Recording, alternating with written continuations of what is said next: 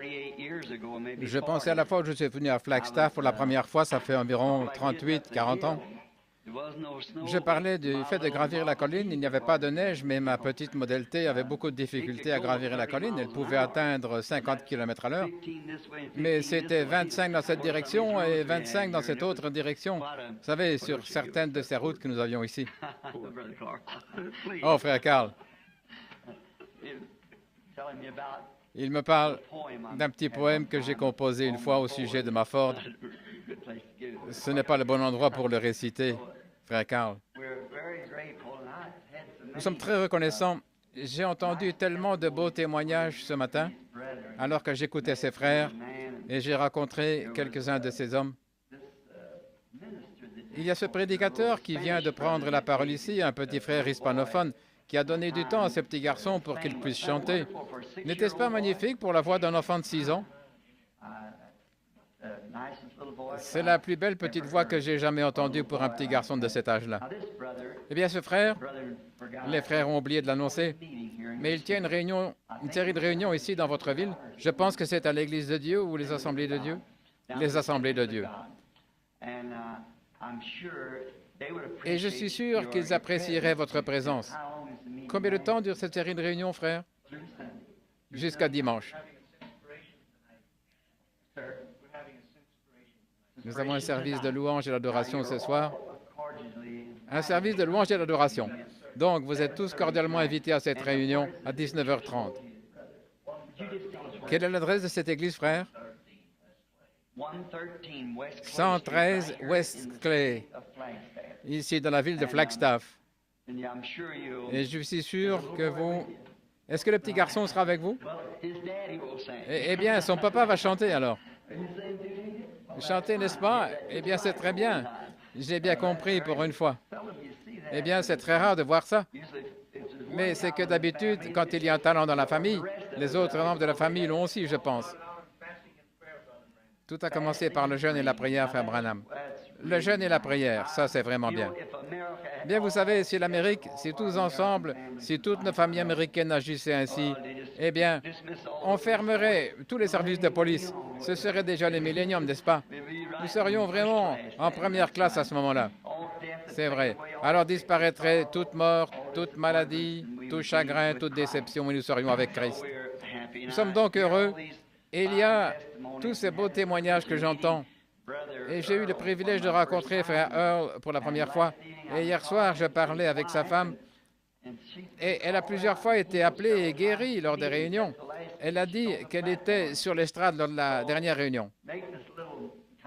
Donc, ça nous donne un petit sens de l'humour en quelque sorte. Je ne me rappelais pas qui était frère Earl, bien que je lui ai serré la main quelque part. Et hier soir, j'étais assis près de la fenêtre et je l'attendais. Puis un homme très grand de taille s'est approché. Il avait une moustache noire et j'ai dit, le voilà, c'est lui. Et Billy, mon fils, a dit, oh non, ce n'est pas frère Earl. Il est beaucoup plus jeune que cet homme-là. Et j'ai eu l'occasion de rencontrer Sir Earl hier soir et j'ai eu le privilège d'être avec eux dans leur charmante maison ici en ville. C'est vraiment une belle ville. J'ai toujours voulu appeler cette ville Flagpole, un mat-drapeau là, plutôt que Flagstaff. Ici au sommet de la colline. Là. Et je vous le dis, s'il y a quelqu'un ici du Texas ici, là, vous pouvez vous vanter. J'ai quitté Tucson hier. Il faisait environ 22 ou 24 degrés, quelque chose comme ça. Et me voici ici ce matin avec un par-dessus. Oui, ce qu'ils ont au Texas, nous l'avons en Arizona, n'est-ce pas? C'est vrai. Nous nous sentons bien ici. En ce temps de communion fraternelle, le vieux docteur Bosworth, un ami à moi, beaucoup d'entre vous ont peut-être connu frère Bosworth, c'était l'un des anciens les plus saints. Une fois, il s'est adressé à moi, il a dit, frère Branham, vous savez ce que signifie la communion fraternelle, fellowship? Je pense que oui. Dit, ce sont deux personnes dans un même bateau. Fellowship. Je pense que c'est ça. Ils doivent partager un petit peu les uns avec les autres. Alors voilà ce que signifie la communion fraternelle. Partager les uns avec les autres. Alors, frère Carl Williams et les autres, frère Outlaw. Or, l'une des premières personnes à parrainer une de mes réunions d'Arizona, c'était frère Jimmy Outlaw. Et comme frère, nous sommes très proches depuis ce temps-là. Et nous sommes très heureux de vous voir tous, de voir les ministres et tous les frères que nous rencontrons ici. Je n'ai pas le temps de serrer la main à tout le monde, comme j'aimerais le faire. mais c'est une fellowship où nous nous rassemblons. Ça me rappelle la convention de Phoenix. J'ai eu le privilège d'aider à mettre sur pied les chapitres-là et d'y prêcher depuis que les chapitres ont commencé. C'est la seule organisation dont je fais partie. Et en fait, ce n'est pas une organisation. Ce n'est qu'un organisme qui œuvre parmi les gens. Et vous, les hommes qui sont ici ce matin, s'il y en a parmi vous qui ne font pas partie de cette association des hommes d'affaires chrétiens du plein évangile, si vous me croyez sur parole, c'est l'un des meilleurs groupes de gens. Et aux frères dans le ministère, elle n'est pas contre votre Église, elle est pour votre Église. Vous voyez, c'est leur manière d'œuvrer pour l'Église. Alors que je promenais le regard, j'ai vu cette charmante dame qui vient de chanter il y a quelques instants. J'ai entendu beaucoup de personnes essayer de chanter, mais cette dame a la voix qu'il faut pour ce chant, sans que ça coince, disons. J'ai vraiment aimé ça, madame. C'était très, très bien. On m'a dit que c'était la femme d'un prédicateur ici. Et frère, vous devriez lui demander de chanter pour vous endormir chaque soir. Ce serait vraiment agréable, vraiment agréable. Ce chant était vraiment bien chanté, je l'ai apprécié. Et ce matin, ça me rappelle un peu une petite histoire. En fait, j'aime la chasse et la pêche, et c'est l'une des raisons pour lesquelles je suis ici en Arizona. C'est pour aller chasser et pêcher. J'aime ça. Ainsi donc, une fois, je pêchais dans le New Hampshire. Je suppose que j'ai beaucoup de partenaires ici qui aiment la pêche, aussi bien les hommes que les femmes, vous voyez. Nous aimons tous ça. Alors, j'avais une petite tente individuelle que j'avais transportée tout là-haut, un peu plus haut, vous savez, où les gens qui sont un peu lourds ou quelque chose comme ça, et ils ne pourraient pas grimper jusqu'à là-haut. Il y avait beaucoup de belles truites, des truites mouchetées, des truites de ruisseaux et autres. Il y en avait venant des petits affluents là, des montagnes dans le New Hampshire, et des petites truites qui mesuraient peut-être 35-40 cm. Il y en a vraiment beaucoup. J'allais là-bas et j'en attrapais juste une pour le plaisir, et puis je la relâchais. Et si j'en tuais une, alors je la mangeais, voyez-vous, et je la ramenais. Donc il y avait des buissons qui poussaient en hauteur, et chaque fois que je lançais ma ligne à mouche, j'avais une petite mouche Royal Coachman, et je lançais ma ligne, et elle s'accrochait derrière dans les buissons là de saule. Et je me suis dit, eh bien, je vais monter là avec une hachette ce matin et je vais couper ces buissons de saule pour éviter que ma ligne s'y accroche. Oh oui, j'ai regardé sous un genre de barrage de castors qui était là dans l'eau, attendant le moment où la Coachman toucherait la surface. Maintenant, toute la nuit, j'avais l'habitude de dire que ça se prend dans mes cheveux, mais maintenant, j'ai pas assez de cheveux pour que cela s'y prenne. Alors, comment ils les observaient? Alors, ce matin-là, j'ai pris cette hachette, je suis monté là-haut et j'ai coupé ces buissons. Puis j'ai pêché 3 ou 4 truites que je voulais apprêter pour mon petit déjeuner et revenir ensuite. Eh bien, je ne suis pas un très bon cuisinier. En effet, j'ai dit à ma femme que je ne pouvais pas faire bouillir de l'eau sans que ça brûle, voyez-vous. Vous pouvez donc imaginer quel piètre cuisinier je suis. Alors, sur le chemin du retour, j'ai vu qu'une brave maman ours et 2 oursons étaient entrés dans ma petite tente. Vous parlez d'un saccage. Vous ne pouvez pas imaginer ce qu'est un saccage tant qu'un ours n'est pas entré dans votre tente. Ce n'est pas ce qu'ils détruisent, ou ce qu'ils mangent, je veux dire, mais c'est ce qu'ils détruisent. J'avais là un petit poêle de berger. Ils sont montés sur ce petit poêle et ils se sont mis à sauter juste pour entendre là le bruit de ferraille et l'ont mis en pièces, vous savez. Et quand je suis arrivé, j'avais là-dedans une petite carabine rouillée 22 long, mais j'avais cette hache à la main. Et vous savez, quand je suis arrivé, cette brave mère est partie en courant d'un côté et elle appelait ses petits. Un des petits l'a bel et bien suivi, mais l'autre est resté assis, un tout petit ours. C'était en mai, vous savez, il venait de sortir. Il était tout courbé comme ça, le dos tourné à moi, et je me suis dit, qu'est-ce qu'il est en train de faire? À ce moment-là, elle m'a regardé et j'ai regardé autour de moi pour trouver un arbre, question de savoir quelle distance m'en séparait, parce qu'elles peuvent vous griffer, vous savez, à cause de ces petits. Et on ne peut pas les en dissuader. Alors j'ai observé cette brave mère pendant un moment, vous savez, elle n'arrêtait pas de faire du bruit, on aurait dit un roucoulement d'oiseau. Il faudrait que vous connaissiez le son de l'ours. Alors elle a continué pour appeler cet ourson, mais il ne voulait pas venir. Alors je pensais à ma carabine. Et je me suis dit, non, si je vais là et que je prends cette carabine, si je tire sur cette mère, et je laisserai 2 orphelins dans les bois, je ne voulais pas être coupable de ça. Et en plus, si elle se mettait à m'attaquer, cette balle de 22 serait un peu petite, vous savez. Et parfois, les coups ne partent pas. Il faut essayer 3 ou 4 fois pour qu'un coup parte. Alors je me suis mis, eh bien, je vais grimper dans cet arbre, et si elle se met à mes trousses, je vais y monter, casser une fine branche, branches-là, ils m'ont servi pour lui fouetter le nez. Ils ont le nez sensible. Ils poussent des cris. Et je pensais monter dans cet arbre. Mais j'étais curieux de savoir ce que faisait ce petit. Oh, il était assis comme ça. Je me suis dit, qu'est-ce qu'il est en train de faire?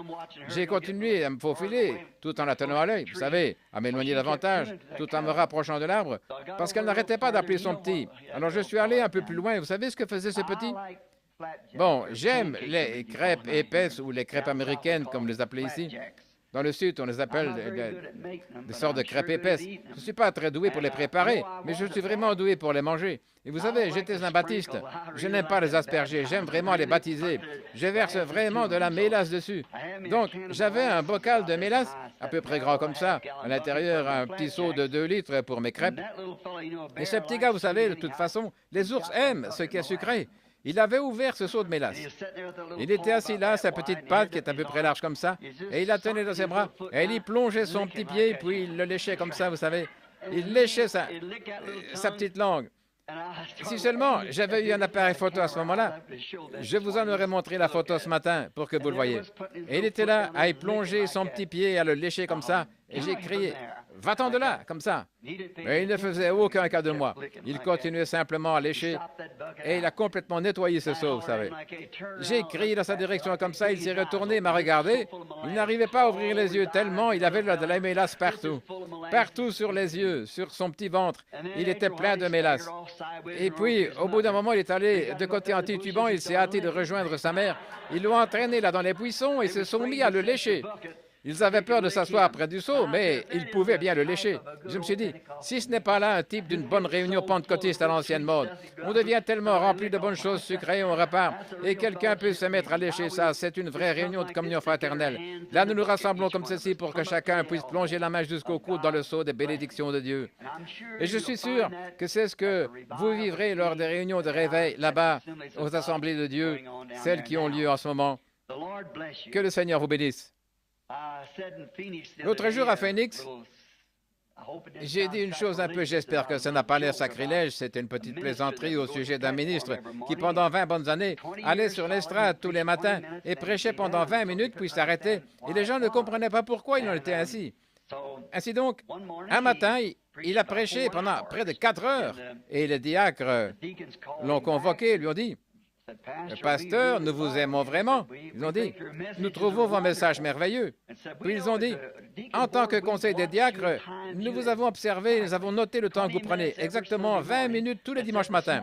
Mais ce matin, vous avez pris 4 heures. Nous ne comprenons vraiment pas. » Il a dit, « Je vais vous le dire, frère. Chaque matin, quand je me lève pour prêcher, quand vous m'appelez à l'estrade, je mets sous ma langue un petit bonbon de marque Lifesavers, et 20 minutes plus tard, quand ce bonbon est fondu, je termine.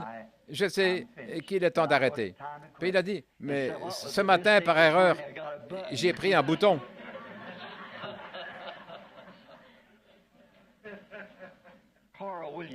Carl Williams et Jewel Rose, qui sont pour moi de très chers frères, des amis vraiment proches, ils sont allés en ville l'autre jour et ils m'ont acheté un bouton à peu près gros comme ça, mais je ne l'ai pas ce matin.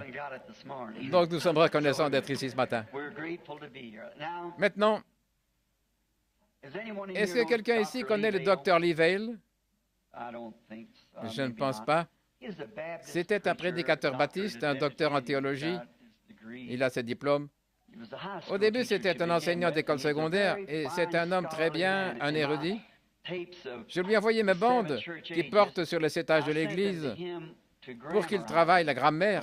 En effet, mon anglais du Kentucky avec ses hit, ain't, don't, carry, fetch ne convient pas aux gens qui lisent les livres.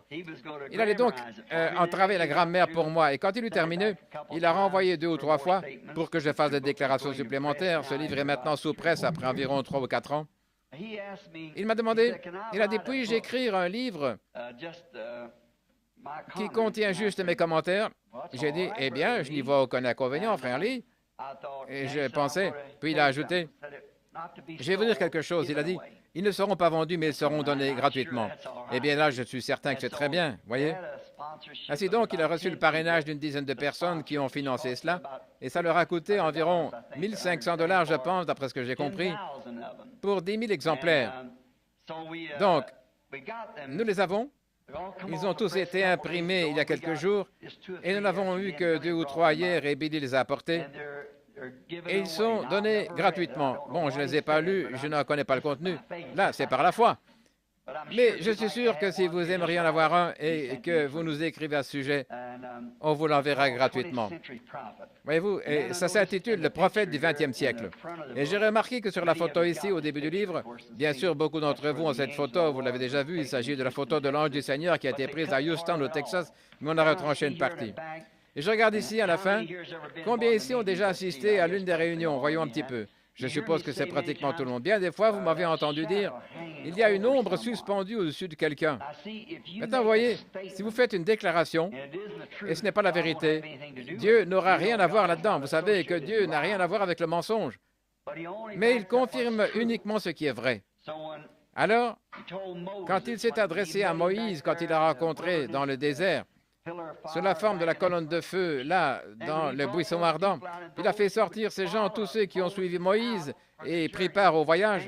Ensuite, il est descendu sur le mont Sinaï, cette même colonne de feu, et il a confirmé que ce que Moïse avait dit était la vérité.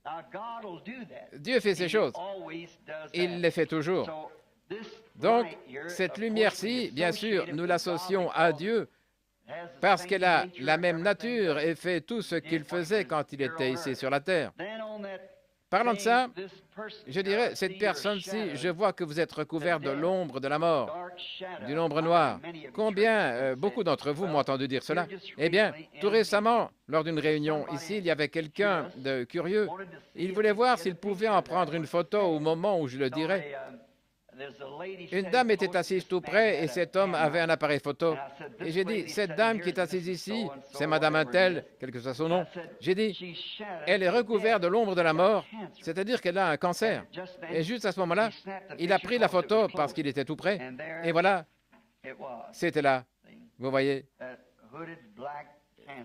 ce cancer noir de la mort suspendu au-dessus de cette femme en forme de capuchon. Puis le Saint-Esprit a de nouveau parlé. Or, quand ils ont mis ceci dans le livre, cela n'avait pas été inclus, alors ils ont simplement ajouté ceci en attendant de faire une réimpression du livre. C'est pour ça que vous verrez cette feuille volante qui s'y trouve. Je pense que c'est la voix de la guérison qui a imprimé ce livre. Maintenant, c'est totalement gratuit. Et les commanditaires qui ont parrainé le livre, qui l'ont financé à hauteur de 1 500 $ afin que le public puisse l'avoir et le lire. Donc, c'est gratuit. Et c'est un beau petit livre. Je ne connais pas le contenu, je ne l'ai jamais lu, le Père le sait. Mais vous voyez, c'était pour moi, c'était la vérité absolue. C'est ce que nous recherchons, la vérité. Jésus a dit, vous connaîtrez la vérité vous affranchira. Et c'est lui qui est la vérité. Il est Jésus, le Fils de Dieu. C'est lui qui est la vérité de la parole, parce qu'il était la parole faite chair. Au commencement était la parole, et la parole était avec Dieu, et la parole était Dieu. Et la parole a été faite chair, et elle habitait parmi nous. Alors cela faisait de lui la vérité, parce que la parole est la vérité, et il était la vérité. Maintenant, quand nous voyons Dieu revenir dans ces derniers jours, ce grand mouvement de Dieu qui agit dans les nations du monde et qui rassemble un peuple pour l'épouse, c'est la vérité.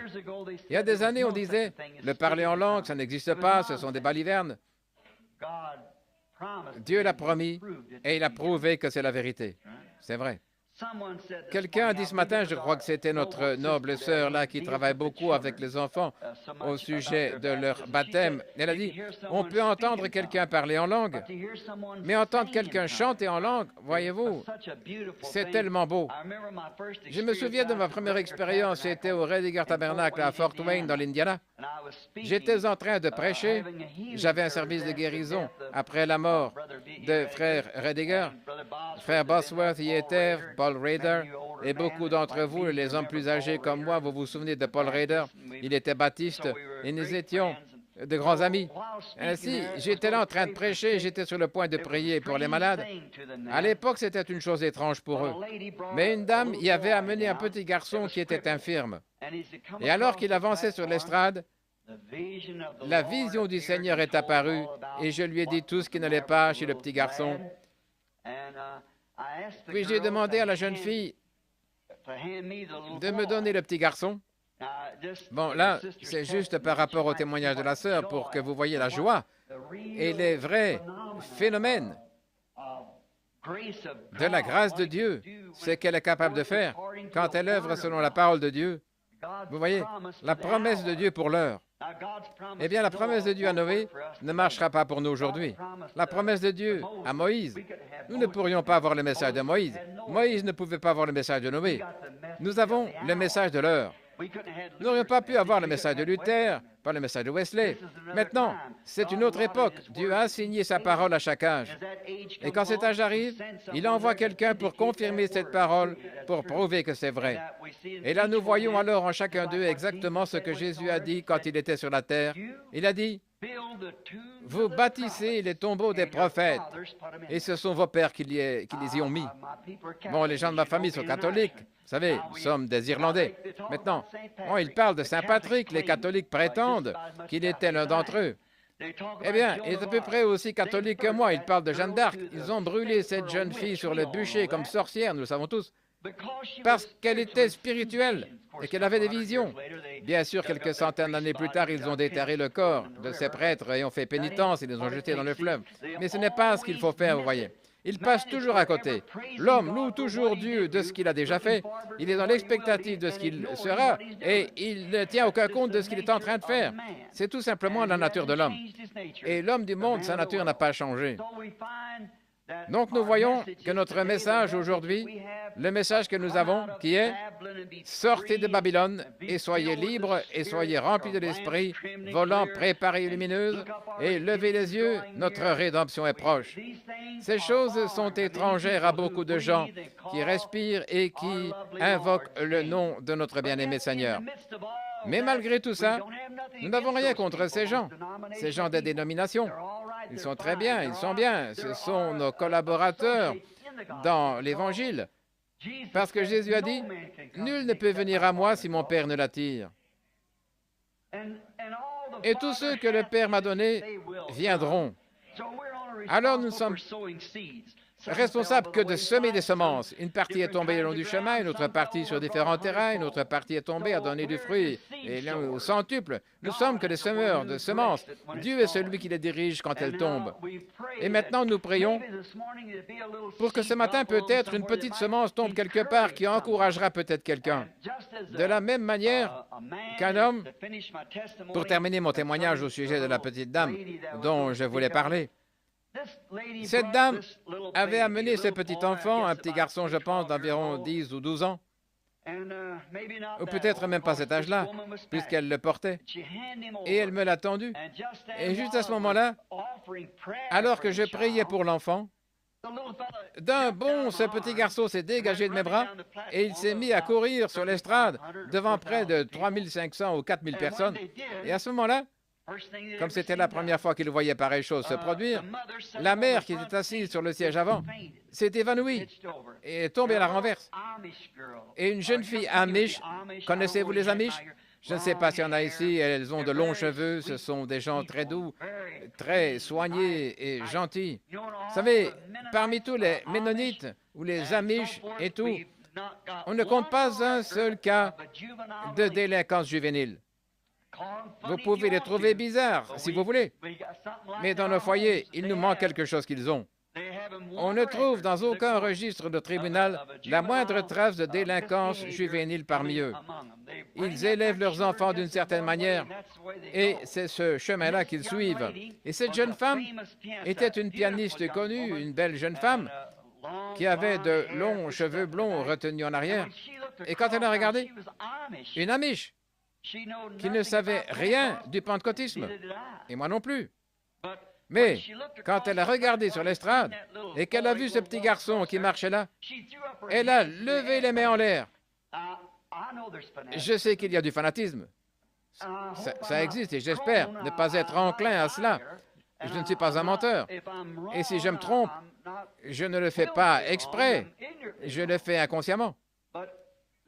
Mais cette jeune fille a levé les mains en l'air et ses cheveux sont tombés sur ses épaules et elle s'est mise à chanter dans une langue inconnue.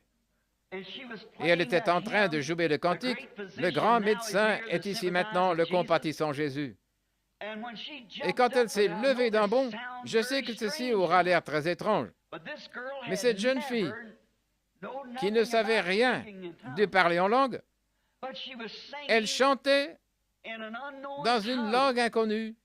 Le grand médecin est ici maintenant, le compatissant Jésus. Et ce piano a continué de jouer. Le grand médecin est ici maintenant, le compatissant Jésus.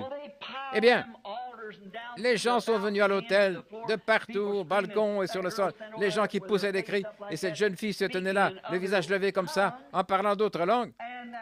Et les touches d'ivoire du piano continuaient de jouer. Le grand médecin est ici maintenant, le compatissant Jésus. Il réconforte le cœur abattu. Aucun autre nom que Jésus.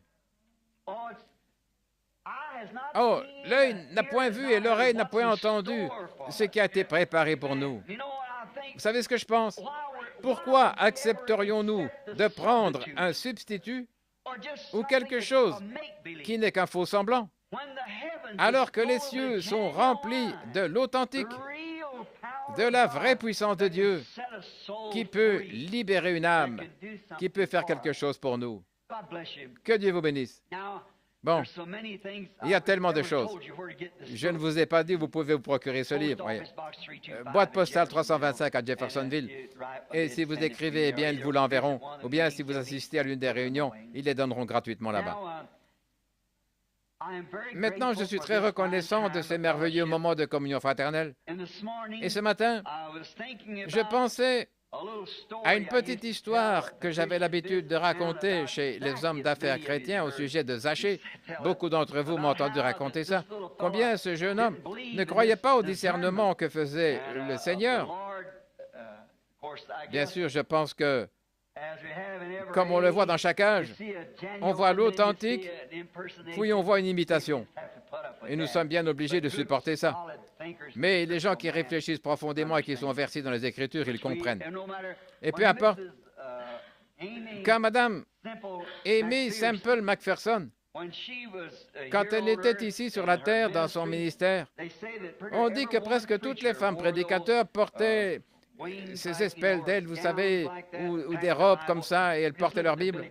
Regardez donc les Billy Graham qui sont dans le pays aujourd'hui. Mais vous savez, Billy Graham ne pourrait jamais prendre votre place. Je ne pourrais pas prendre la place de Billy et il ne pourrait pas prendre la mienne. Je ne peux pas prendre la vôtre et vous ne pouvez pas prendre la mienne. Vous êtes un individu en Dieu. Dieu vous a fait tel que vous êtes dans un but. Si seulement nous pouvions trouver notre place à y rester. Si nous essayons de faire autre chose, alors nous sommes sur le territoire de quelqu'un d'autre. Et là, nous sommes en train de tâcher le tableau de Dieu. Prenons par exemple Billy Graham, dans le monde dénominationnel d'aujourd'hui. C'est lui qui, comme on le dirait dans le jargon du football, c'est lui qui a le ballon. Maintenant, si vous essayez d'arracher le ballon à votre propre coéquipier, là, vous ne faites que semer la pagaille dans votre équipe. Protégez votre coéquipier, voyez-vous, continuez de le protéger. Éloignez de lui tous les joueurs adverses pour qu'ils puissent filer avec le ballon. Et au bout d'un moment, vous marquerez un essai, un but. Et lorsque Jésus viendra, tout sera terminé. Que le Seigneur vous bénisse. Maintenant, je vais continuer avec ce que je disais au sujet de Zachée. Je disais qu'il était là-haut dans l'arbre, vous savez, bien caché dans le feuillage. Et puis, quand il est descendu de l'arbre, il est allé chez lui en compagnie de Jésus. Et j'ai dit, il est devenu membre du chapitre des hommes d'affaires du plein évangile. Alors, s'il y a des Zachées ici ce matin, j'espère que vous suivrez ce bon conseil et que vous deviendrez membre des hommes d'affaires du plein évangile. Vous dites le plein évangile? Oui, monsieur.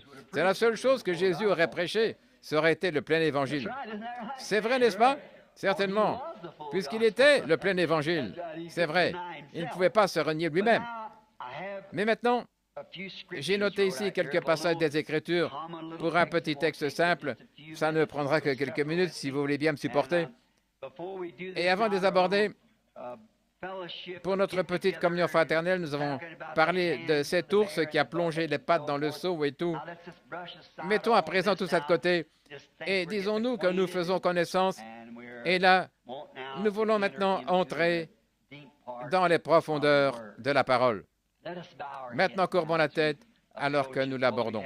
En effet, nous n'avons pas le droit d'aborder la parole sans avoir d'abord parlé à l'auteur. Pendant que nous avons la tête inclinée, les yeux fermés, j'espère que notre cœur est incliné comme notre tête. Je me demande, alors que je lève les yeux et que je promène le regard dans l'auditoire, s'il y a quelqu'un ici qui lèverait la main pour dire, « Frère, cher ministre, pensez à moi dans la prière. J'ai un besoin aujourd'hui. Que Dieu vous bénisse. Que Dieu vous bénisse. » Maintenant, il voit votre main. Il sait ce qu'il y a sous votre main, dans votre cœur. Puisse-t-il vous l'accorder? C'est ma prière. Dieu bien-aimé, alors que nous sommes reconnaissants pour ce bâtiment, du fait que nous, tes humbles enfants, nous puissions nous rassembler ici pour simplement parler, avoir de la communion fraternelle, être nous-mêmes, alors que nous nous abandonnons à Christ et que nous désirons devenir davantage comme lui. Nous sommes des frères dans le ministère, Seigneur. Il y a ici des hommes qui sont beaucoup plus aptes à se tenir ici pour apporter cette parole que moi, ton indigne serviteur. Mais c'est à moi qu'il incombe de le faire.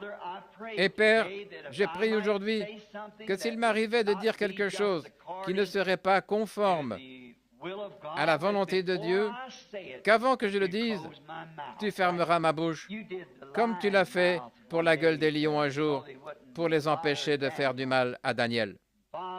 Père, nous te demandons maintenant de te souvenir de chacun de nous, sans exception, chaque ministre, et au sujet de ce réveil qui accourt ici dans la ville, Seigneur, là-bas aux assemblées de Dieu.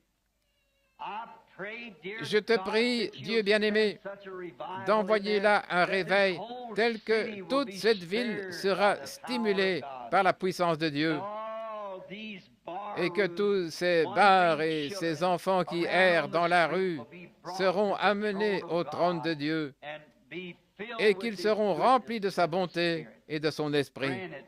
Accorde-le, Père céleste.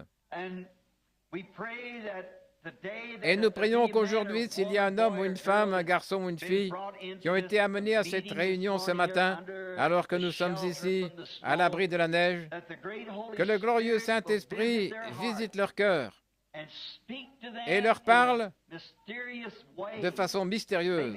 Peut-être y en a-t-il qui sont égarés, qui t'avaient reçu autrefois, Seigneur, mais qui maintenant se sont éloignés. Ramène-les, Seigneur, ce matin. Nous prions pour ce chapitre, pour frère Earl et sa femme, et pour les autres. Accorde-le, Seigneur. Maintenant, romps pour nous le pain de vie, alors que nous ouvrons les pages de la parole, parce que nous savons que la Bible ne peut être un objet d'interprétation particulière. Mais Dieu n'a pas besoin de nous pour interpréter sa parole. Il est son propre interprète. Un jour, il a dit que la lumière soit, et la lumière fut. Il a dit, une vierge concevra, et elle l'a fait. Et dans les derniers jours, je répandrai mon esprit sur toute chair. Peu importe ce que le monde en a dit, il l'a fait. Et il n'a pas besoin d'interprète. Il interprète ses propres paroles en les faisant vivre et en confirmant qu'elles sont vraies. Viens dans nos cœurs, Seigneur Jésus, et interprète pour nous aujourd'hui les choses dont nous avons besoin. Nous le demandons au nom de Jésus. Amen.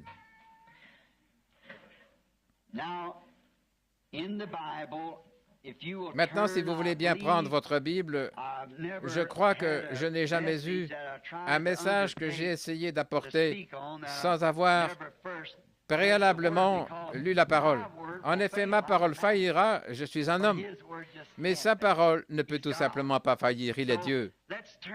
Alors prenons-la maintenant pour lire un petit texte et nous terminerons dans environ 30 ou 40 minutes, si le Seigneur le veut.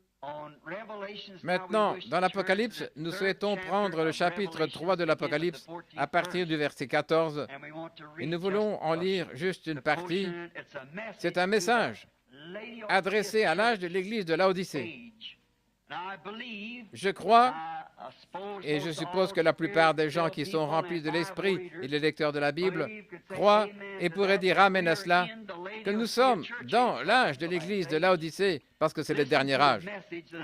Écoutez le message qui fait état de la situation de l'Église en ce moment.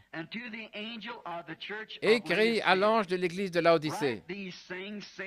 Voici ce que dit l'Amen, le témoin fidèle et véritable, le commencement de la création de Dieu. Je connais tes œuvres. Tu n'es ni froid ni bouillant.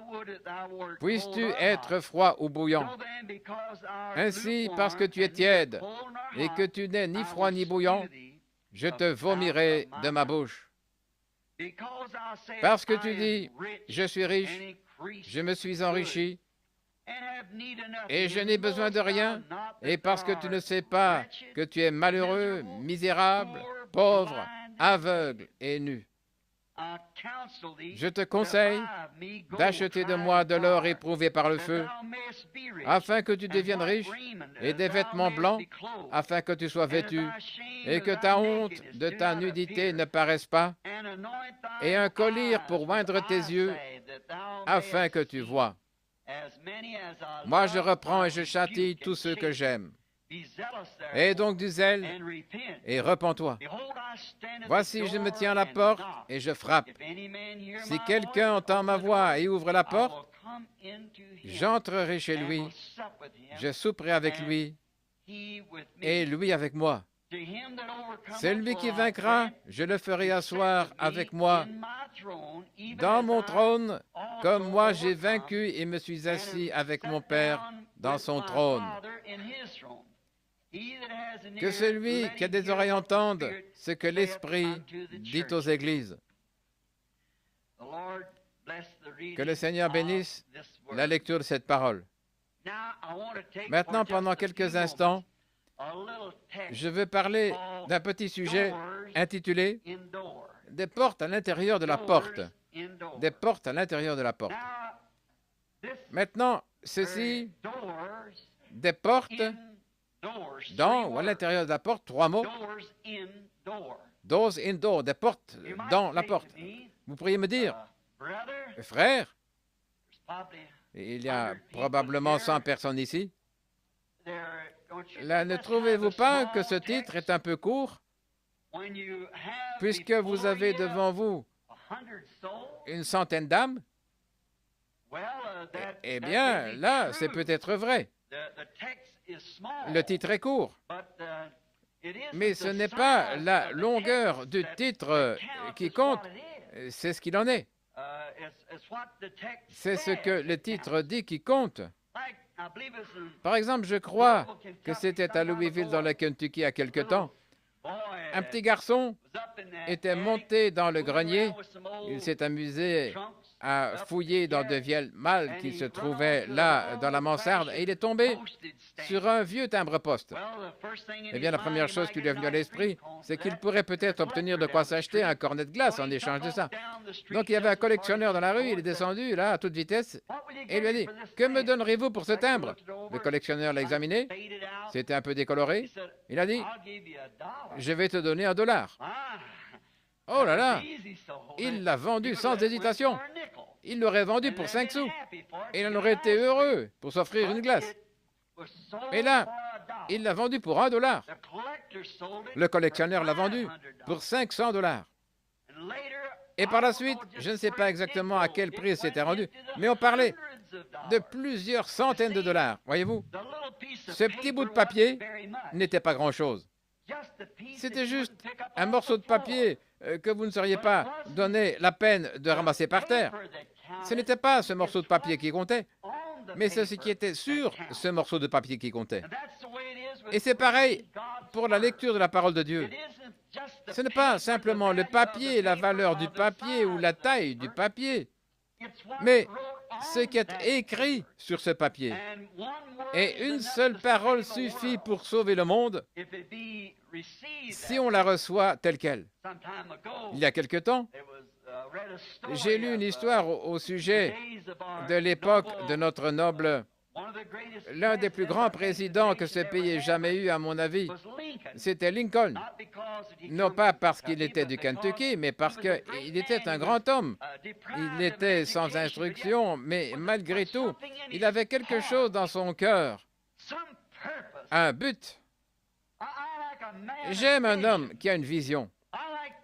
J'aime les gens qui ont quelque chose pour lequel ils se battent.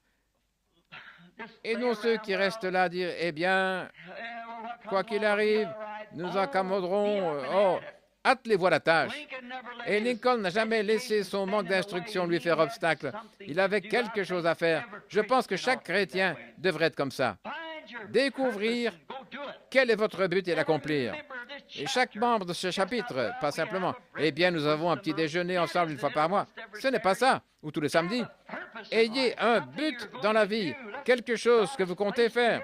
Dieu vous a placé ici, faites donc quelque chose, tous les membres de chaque église. Un réveil à court dans la ville, ce réveil est là dans un but. Tirons-en quelque chose, faisons quelque chose à ce sujet. Monsieur Lincoln, il y avait un homme, un jeune homme, il était allé à la guerre, et c'était un lâche au départ. Et à son tour de remplir son devoir, il a déserté son poste et on a rapporté quelque chose contre lui pour lequel il allait être exécuté. Et oh, c'était affreux. Et un compagnon qu'il aimait beaucoup est allé voir M. Lincoln pour obtenir sa grâce. À l'époque, c'est lui qui était président ici aux États-Unis. Il est donc allé le voir pour qu'il lui accorde sa grâce. Et il s'est adressé à lui au moment où il descendait de son carrosse. M. Lincoln était un homme maigre, grand et barbu, un sudiste typique. Et il a dit, « Monsieur Lincoln, il y a un jeune homme qui mourra dans 2 jours. Il sera fusillé parce qu'il a déserté au moment du combat. » Et il a ajouté, « Monsieur Lincoln, ce jeune homme n'est pas un mauvais garçon. Mais au vu de tous ces coups de fusil, de mousquet, ces gens qui mouraient, il était nerveux. Et il était tellement troublé qu'il a levé les mains et il s'est mis à crier. Et il s'est précipité là. Il a dit, j'ai connu ce jeune homme. Il a dit, Monsieur Lincoln, rien ne peut l'en épargner. Si ce n'est votre nom inscrit sur ce bout de papier, voulez-vous lui accorder? Bien sûr, cet homme qui était chrétien a tout de suite signé le papier. Un tel est gracié. Il a signé son nom, Abraham Lincoln, président des États-Unis. Le messager est reparti à toute vitesse. Et il a couru jusqu'à la cellule, il a dit, tu es libre, tu es libre. Voici la signature de M. Lincoln. Sa signature, tu es libre. Il a dit, pourquoi viens-tu te moquer de moi alors que tu sais que je mourrai demain? Il a dit, ôte ça de ma vue, c'est juste pour te moquer de moi. Et il ne voulait pas l'accepter. Il a dit, non, je n'en veux pas. Il a dit, tu veux simplement, si c'était le président, il y aurait les armoiries, ce serait écrit sur un papier approprié. Il a dit, mais c'est sa signature. Comment saurais-je que c'est vraiment sa signature? Tu es simplement en train de te moquer de moi, tu cherches à me détendre. Puis il s'est mis à hurler, il lui a tourné le dos. Ce jeune homme a été fusillé le lendemain matin. Une fois cet homme mort, comme au bas de ce papier figurait le nom du président avec la mention gracié, alors quoi? Cette situation a été jugée à la Cour fédérale. Et voici l'arrêt qui a été rendu dans nos cours fédérales, qui est l'autorité suprême de tous nos tribunaux. Parfois, ce qu'ils décident, nous ne sommes pas d'accord avec cet arrêt, mais nous devons quand même nous y conformer, vous voyez, parce que c'est le poteau d'attache, c'est le point de référence ultime. Voici donc l'arrêt qui a été rendu. Un pardon n'est pas un pardon, à moins d'être accepté en tant que pardon. Et c'est pareil pour la parole de Dieu. C'est un pardon si on l'accepte en tant que pardon. Et c'est la parole de Dieu, c'est la puissance de Dieu. Pour ceux qui la croient et l'acceptent, peu importe si vous regardez ça et que vous dites « Oh, on en a brouillé le sens, il en existe 1 million de versions et tout », c'est peut-être le cas pour quelqu'un. Mais pour moi, c'est toujours la parole de Dieu. Jésus-Christ le même, hier, aujourd'hui, éternellement. Il est tenu de s'en tenir à cette parole. Eh bien, il devra juger l'Église un de ces jours. Et s'il la juge par l'Église catholique, comme il prétend qu'il le fera, alors par laquelle des églises catholiques le fera-t-il? Elles diffèrent les unes des autres. S'il la juge par les méthodistes, vous, baptistes, vous êtes perdus. S'il la juge par les pentecôtistes, tous les autres sont perdus. Mais ce n'est pas par l'Église qu'il jugera. La Bible dit, il jugera le monde par Jésus-Christ, et Christ est la parole. Donc vous voyez, nous n'avons pas d'excuse. C'est par la parole de Dieu qu'il nous juge, et peu importe combien petit est un mot, la signification de ceci, dit Apocalypse 22, 18, je vais commencer d'abord par la Genèse. Dieu a donné à la race humaine sa parole afin que les gens soient fortifiés face à la mort, au péché, au chagrin ou à toute autre catastrophe. Une chaîne constituée par sa parole, tu ne toucheras point à tel arbre, car le jour où tu en mangeras, ce jour-là tu mourras. Et la force d'une chaîne se mesure à son maillon le plus faible. Et nos âmes passent au-dessus de l'enfer, attachées à cette chaîne. Il suffit d'en briser un seul maillon, c'est tout. Ève n'a jamais transgressé une phrase entière, elle a transgressé une seule parole. Sous l'incitation de Satan, c'était au début du livre. Au milieu du livre, Jésus est venu, il a dit, l'homme ne vivra pas de pain seulement, mais de toute parole. Pas d'une partie, un mot ici ou là, mais de chaque parole qui sort de la bouche de Dieu. Quand il est mort, il est ressuscité, il est allé au ciel et est revenu. Et il a donné à Jean ce qu'il a dit ici après sa résurrection. On a dit, qu'arrivera-t-il à cet homme? Jésus a dit, que t'importe s'il demeure jusqu'à ce que je vienne. Il était conscient qu'il ne parlait pas précisément de sa vie, mais de son ministère qui allait demeurer. Et au chapitre 4 de l'Apocalypse, il l'a fait monter, il lui a montré toutes les choses qui allaient venir, ces choses que nous vivons, y compris ce texte aujourd'hui. Et puis au chapitre 22, le dernier chapitre, verset 18, il a dit, « Quiconque retranchera une seule parole de ce livre, ou y ajoutera une seule parole, sa part sera retranchée du livre de vie. » Donc nous croyons que l'homme vit de chaque parole de Dieu. Je le crois. Et je sais que c'est vrai. Peu importe combien elle est petite, il suffit d'une seule parole et c'est fichu. Parlant de ce qui peut être petit et insignifiant, comme je vois que beaucoup de mes amis canadiens sont assis ici, je me souviens que j'étais au Canada quand le roi George, celui pour qui j'ai eu le privilège d'aller prier et qui a été guéri de la sclérose en plaques, ce jour-là, il souffrait de cette sclérose et il avait aussi un problème d'estomac, un ulcère, comme beaucoup d'entre vous, les Canadiens le savent et les Américains aussi. Mais alors qu'il passait là-bas, assis dans son carrosse, il était un roi. Il se tenait comme un roi. Sa jolie reine était assise à côté de lui, vêtue de sa robe bleue alors qu'il descendait les rues. Et je me tenais là avec un de mes amis, et quand ce carrosse est passé devant nous, il a simplement tourné la tête et s'est mis à pleurer. J'ai mis la main sur son épaule et j'ai dit, « Qu'y a-t-il? » Il a dit, « Frère Branham, voilà mon roi et sa reine qui passent. » Eh bien, j'ai apprécié ça. Alors je pensais, si un Canadien assujetti à l'autorité du gouvernement, pas l'autorité du gouvernement, mais il exerce quand même une autorité dans le gouvernement de l'Angleterre, et quand ce roi passe, si cela peut faire pleurer un Canadien et qu'il détourne la tête pour pleurer, qu'en sera-t-il quand nous verrons notre roi? Quand on y pense, notre rôle sera celui de la reine. Alors on avait fait sortir tous les enfants des écoles, les petits-enfants, on leur avait remis de petits drapeaux britanniques. Le drapeau du Canada porte un autre nom. Frère Fred, comment s'appelle le drapeau, là? Le Union Jack. On leur avait donné des petits drapeaux britanniques qu'ils devaient agiter. Et au passage du roi, tous les petits-enfants étaient là à brandir leurs petits drapeaux et à pousser des cris en l'honneur du roi. Et il y avait un orchestre qui jouait « God Save the King » alors qu'il défilait dans la rue. Oh, si seulement vous pouviez avoir.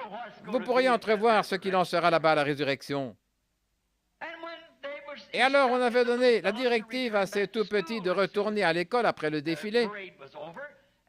Et au retour de ces tout-petits, une petite fille manquait à l'appel dans l'une des écoles. Et on s'est mis à chercher cette petite fille partout dans les rues. Et finalement, derrière un poteau télégraphique, se tenait cette toute petite fille minuscule qui pleurait à chaudes larmes. Eh bien, l'institutrice l'a prise dans ses bras Qu'est-ce qu'il y a? N'as-tu pas vu le roi? Elle a dit, oui, j'ai vu le roi. Elle a dit, n'as-tu pas agité ton drapeau? Elle a dit, oui, j'ai agité mon drapeau. Eh bien alors, pourquoi pleures-tu? Elle a dit, voyez-vous, madame l'institutrice, je suis petite. Les autres étaient devant moi et ils étaient plus grands. J'ai agité mon drapeau, mais il ne l'a pas vu. Et elle était troublée à ce sujet. Eh bien, il se peut que le roi George n'ait pas vu cet enfant qui était de petite taille. Il se peut qu'il n'ait pas vu son élan patriotique et toute l'affection qu'elle avait pour lui. Elle était trop petite. Mais il n'en est pas ainsi de notre roi. Oh, la moindre petite chose que nous faisons, il la voit. Et il connaît toutes les choses et même les pensées de nos cœurs. Tout ce que nous faisons, peu importe combien c'est petit. Et comment le servons-nous? En nous servant les uns les autres. Si je ne vous aime pas, comment puis-je l'aimer? Voyez, tout ce que vous ferez à mes enfants, c'est à moi que vous l'aurez fait. Ce sont les petites choses que nous négligeons parfois de faire qui brisent toute la chaîne, voyez-vous. Et nous sommes insouciants, simplement axés sur la dénomination, et nous oublions ces petites choses qui constituent vraiment l'essentiel. Tout, chaque parole de Dieu est essentielle. On ne peut rien en laisser de côté. Nous devons apprendre chaque parole juste telle qu'elle est écrite. Je me tiens à la porte, a dit Jésus dans cet âge de l'Odyssée, et je frappe. Avez-vous remarqué que c'est le seul âge de l'Église où il a été expulsé de son Église? Dans tous les autres âges de l'Église, il était à l'intérieur de l'Église. Le jour des méthodistes, des luthériens, et ainsi de suite, il était à l'intérieur de l'Église. Mais ici, il se trouve à l'extérieur. Nos credos et tout ça l'ont chassé de l'Église. Mais il se tient là dehors et il continue de frapper. Celui qui entendra et ouvrira la porte, j'entrerai chez lui, je souperai avec lui, et je lui donnerai la guérison de ses yeux et des vêtements, et je lui donnerai les richesses du ciel. Celui qui m'entendra frapper. Je me disais que je me souviendrais du nom de l'artiste qui a dessiné ce tableau, qui a peint le tableau plutôt, là, à la porte. Vous savez, tous les grands tableaux doivent d'abord passer par la galerie des critiques avant qu'on puisse l'exposer dans une galerie d'art. Aujourd'hui, l'original de ce tableau vaudrait des millions de dollars. Mais vous voyez, c'est comme l'Église. Elle doit passer par la galerie des critiques. Nous y passons. On vous traitera d'exalté. On vous traitera de tous les noms. Mais si seulement vous pouviez conserver votre position en Christ, alors un jour, il nous fera entrer dans le temple de la renommée.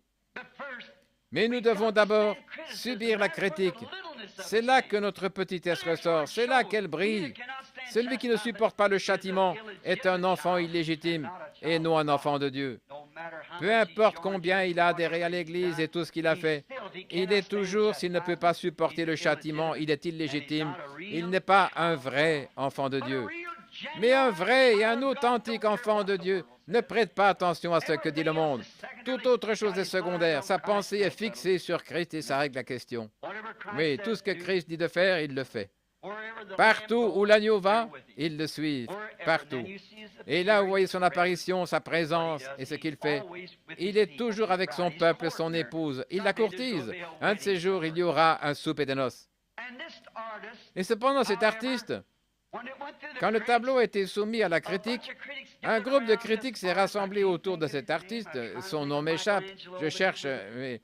C'est Michel-Ange qui me vient à l'esprit, mais il était le sculpteur là, du monument de Moïse. Je n'arrive pas à me souvenir de son nom. Mais quoi qu'il en soit, on a dit, votre tableau est remarquable. Et d'ajouter, je n'ai rien à redire sur votre tableau. Il a dit, le fait qu'il tient une lanterne dans sa main montre que c'est aussi dans la nuit la plus sombre qu'il vient. Il a dit, et puis il est à la porte, la tête et l'oreille penchées vers l'avant pour s'assurer de ne pas manquer le moindre appel. Il a l'oreille tendue vers la porte et il frappe à la porte. Il a dit, mais vous savez, monsieur, il y a une chose que vous avez oubliée dans votre tableau. Or, cet artiste, il lui a fallu toute une vie pour le peindre. Il a dit, qu'est-ce que j'ai oublié, monsieur? Il a dit, peu importe combien il frappait, vous voyez, vous avez oublié d'y mettre un loquet. Il n'y a pas de loquet sur la porte. Observez la porte, il n'y a pas de loquet là. Oh, a dit l'artiste, je l'ai peint comme ça. Voyez-vous, monsieur, a-t-il dit, le loquet est à l'intérieur. C'est à vous d'ouvrir la porte. C'est vous qui ouvrez la porte. Oh, pourquoi un homme frappe-t-il à la porte de quelqu'un? C'est parce qu'il veut entrer. Il cherche à entrer. Il a peut-être quelque chose à vous dire, ou il veut avoir une conversation avec vous, il a un message pour vous. Et c'est pour ça que les uns frappent aux portes des autres. Ils ont des raisons de le faire. On ne saurait le faire sans raison. Vous n'iriez pas chez quelqu'un à moins d'avoir une raison qui vous pousse à y aller. Même si ce n'est que pour le visiter, lui apporter un message ou quelque chose. Il y a une raison pour laquelle quelqu'un irait frapper à la porte d'un autre. Là où il y a une question, il faut qu'il y ait une réponse. Il ne peut pas y avoir de question sans qu'il y ait une réponse. C'est ce que nous cherchons dans la Bible. C'est la Bible qui a la réponse aux questions qui se posent aujourd'hui. Et Christ est la réponse. Bon, beaucoup de gens importants ont frappé à des portes tout au long de l'histoire, et beaucoup ont frappé dans le passé, et il est probable que si le temps continue d'avancer, il y en aura beaucoup plus, des gens importants. Bon, tout d'abord, peut-être que si quelqu'un frappait à votre porte, si vous le pouviez, vous tireriez discrètement le rideau pour voir qui est là. Si vous êtes occupé, comme nous prétendons l'être aujourd'hui, nous sommes trop occupés pour aller à l'église, trop occupés à faire ceci. Vous savez, mon église ne croit pas à ce genre de choses. Et vous voyez, nous sommes parfois un peu décalés par rapport à la parole. Mais vous tirez le rideau pour chercher à voir qui se tient là. Et si c'est un homme important, vous courez vite à la porte. Maintenant, faisons un petit saut en arrière et prenons quelques personnes qui ont frappé. Prenons un saut et examinons le cas de Pharaon en Égypte, il y a bien des centaines d'années. Qu'en serait-il si Pharaon, en tant que roi d'Égypte, se rendait chez un paysan et que ce paysan était, disons, en désaccord avec le Pharaon et qu'il n'adhérait pas à sa politique et ne partageait pas son avis? Mais voici que Pharaon se tiendrait là, devant la porte d'un maçon ou d'un tripoteur de boue, comme on les appelait là-bas en Égypte. Elle tirait son rideau, et voici qu'à la porte se tiendrait le puissant Pharaon. Il frappe à la porte, le sourire aux lèvres. Eh bien, ce paysan ouvrirait la porte et dirait, « Entrez, ô grand Pharaon, puisse votre humble serviteur trouver grâce à vos yeux. S'il y a quoi que ce soit dans mes murs, je ne suis rien d'autre que votre esclave, ô Pharaon. Vous m'honorez plus que mes compatriotes. Vous voici chez moi, alors que je ne suis qu'un pauvre homme. Vous ne rendez visite qu'aux rois et aux nobles et aux gens importants. Et moi, je suis sans importance. Mais vous m'avez rendu visite, vous m'avez honoré, ô Pharaon. Que peut faire votre humble serviteur pour vous? Peu importe ce que Pharaon demanderait, même si c'était sa propre vie, il la donnerait. Certainement, ce serait un honneur. Ou prenons par exemple feu Adolf Hitler quand il était Führer en Allemagne. Qu'en serait-il s'il était allé chez un soldat?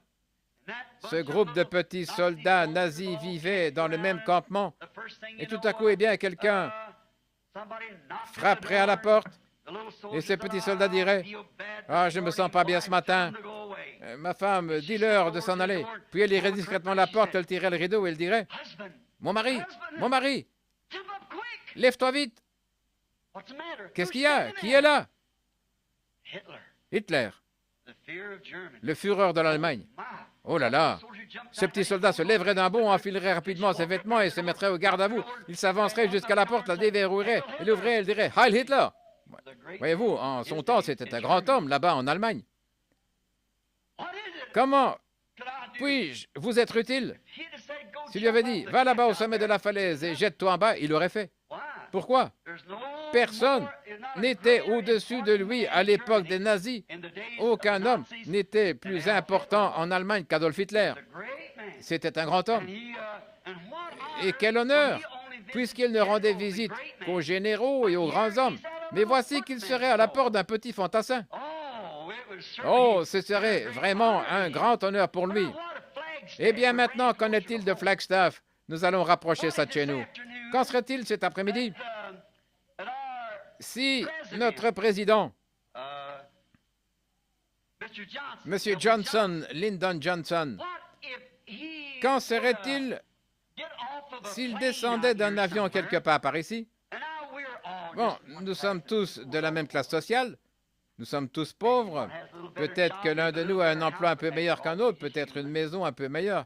Mais après tout, nous ne sommes que des humains. Qu'en serait-il s'il venait chez vous, peut-être la plus humble d'entre nous, et frappait à la porte, que vous alliez à la porte, et que là se tenait le président Lyndon Johnson? Eh bien, ce serait un grand honneur. Il se peut que vous ne soyez pas d'accord avec lui sur la politique, mais vous seriez honoré d'avoir le président des États-Unis à votre porte. Qui êtes-vous? Ou qui suis-je? Et voici que Lyndon Johnson se tient là à votre porte. Même si vous êtes socialiste ou républicain, ou bien que vous soyez à 1000 lieues d'être en accord avec lui, ce serait quand même un honneur. Vous savez quoi? Du fait que cet honneur vous a été accordé, eh bien la télévision présenterait ça à l'écran ce soir. Certainement. Demain, au journal de la mi-journée, il y aurait de gros titres, là, dans le journal de Flagstaff, et on dirait Jean un tel, le président des États-Unis a atterri par surprise à Flagstaff hier, et sans avoir été invité, il est venu et il a frappé à votre porte. Quelle humilité! Ce président aurait la réputation d'être un homme humble, un homme qui, malgré sa grandeur, viendrait chez moi ou chez vous. Nous ne sommes rien. Pourtant, il viendrait pour nous parler. Vous marcheriez dans la rue et vous diriez, oui, c'est bien moi. Le président m'a rendu visite. Arrêtez-vous un instant, permettez-moi de bien vous regarder. Regardez directement vers moi. Maintenant, de quoi avez-vous l'air? Quand vous éloignez en marchant, vous seriez une personne importante. Certainement. Et qu'en serait-il si la reine d'Angleterre venait? Même si vous n'êtes pas sous sa souveraineté. Mais ce serait un honneur pour certaines d'entre vous, les femmes, de recevoir la reine d'Angleterre. Même si vous n'êtes pas sous sa souveraineté. Mais qu'importe, c'est une grande personnalité. C'est la plus grande reine du monde en ce moment. Certainement qu'elle l'est. Sur le plan politique. Mais si elle vous demandait une petite babiole que vous avez là à votre mur et qui a un grand prix à vos yeux, vous la lui donneriez. Ce serait pour vous un honneur de le faire. Certainement. Elle est la reine d'Angleterre. Et vous seriez honoré par le président. Et tout le monde parlerait de l'humilité de la reine d'Angleterre qui aurait pris un vol pour aller voir une certaine femme à Flagstaff, une rien du tout. Ce serait publié dans les journaux et dans les nouvelles. Mais vous savez, la personne la plus importante de tous les temps, Jésus-Christ, frappe à notre porte et il est rejeté plus que tous les rois et tous les potentats qu'on ait jamais eus. C'est vrai. Et si vous l'acceptiez et que vous vous mettiez à dire quelque chose à ce sujet, le monde extérieur vous rirait au nez.